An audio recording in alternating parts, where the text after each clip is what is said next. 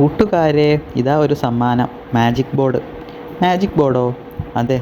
ഈ പേന വെച്ച് ഇതിൽ എന്തെഴുതിയാലും അത് മുന്നിൽ വരും. ഹായ്, ഒന്ന് പരീക്ഷിക്കാം.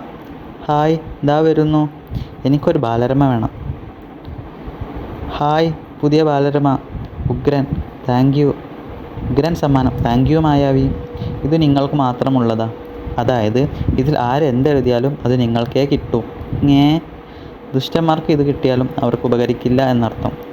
ദുഷ്ടന്മാർ എന്ന് അപ്പൂപ്പനെ ഉദ്ദേശിച്ച് പറഞ്ഞതാണോ അപ്പൂപ്പ? അത് തട്ടിയെടുക്കാമെന്ന് വിചാരിച്ചതാ. ഇനി കാര്യമില്ല. അപ്പൂപ്പൻ അങ്ങനെ വിചാരിക്കുമെന്ന് ഞാനും വിചാരിച്ചതാ. ഐഡിയ. എന്തെഴുതിയാലും അവർക്ക് കിട്ടുമല്ലോ. എങ്കിൽ അവർക്ക് വേണ്ടത് നമ്മൾ എഴുതും. അവർക്ക് എന്താ വേണ്ടതെന്ന് ചോദിക്കണോ?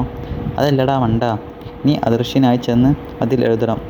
അദൃശ്യനാകാനോ? അതൊന്നും എനിക്കറിയില്ല. ഈ തൊപ്പി വെച്ചാൽ മതിയടാ അദൃശ്യനാവാം. ഞേ ആയി, അദൃശ്യനായി.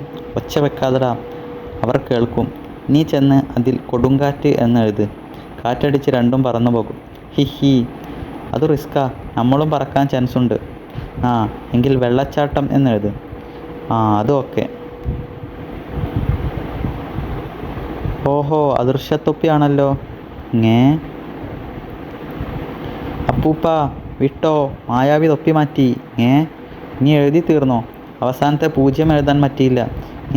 അതായത് വെള്ളച്ചാട്ട എന്നാണോ എഴുതിയത്? മായാവി, വെള്ള നിറത്തിൽ ഒരു ചാട്ട. ഇതെങ്ങനെ വന്നു? ഇനി ലുട്ടാപ്പി വന്നാൽ നല്ല അടി കൊടുക്കാം.